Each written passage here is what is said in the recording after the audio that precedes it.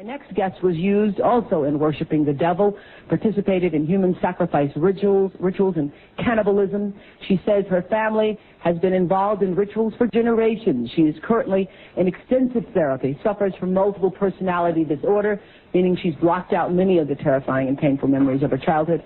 Meet Rachel, who is also in disguise to protect her identity. You come from generations of ritualistic abuse? Yes. My family has an extensive family tree, and they keep track of who's been involved and who hasn't been involved. And it's gone back to, like, 1700. And so you were... Right. I was born into a family that believes in this. And does everyone else think it's a nice Jewish family?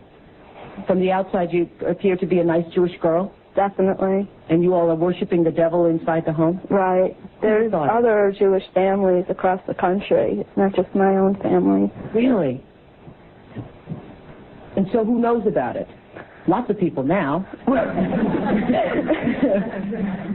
I talked to a police detective in the Chicago area, and several of my friends know, and I've spoke publicly before.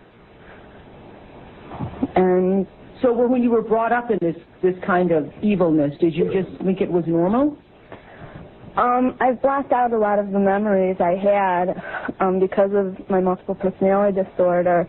But yes, I mean, it's like if you grow up with something, you think it's normal. Mm-hmm. I always thought so. What kinds of things? You don't have to give us the gory details, but what kinds of things went on in the family? Well, there would be rituals in which babies would be sacrificed, and you would have to, you know... Whose babies? There were people who bred babies in their family. No one would know about it. A lot of people were overweight, so you couldn't tell if they were pregnant or not, or they would supposedly go away for a while and then come back. Yeah, you witnessed the sacrifice? Right. When I was very young, I was forced to participate in that, in which I had to sacrifice an infant. And the purpose of sacrifice is to what? Is to bring you what? What are you sacrificing for? For power. Uh-huh. Power.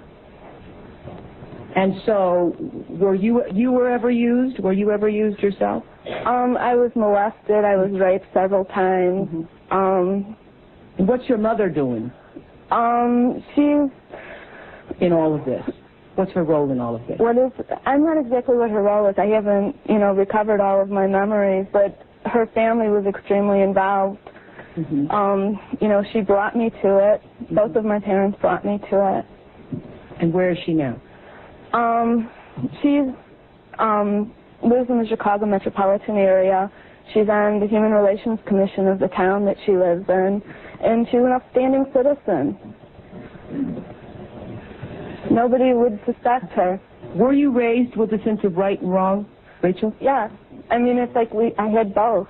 I mean, to the outside world, everything we did was proper and right, and then there were the nights that things changed, that things just got turned around. What was wrong was right, and what was right was wrong. In your family, did you all call it worshiping the devil? No, I don't know. It was just evil, these things you did. Right. Well, I said it was evil, and they said it was good.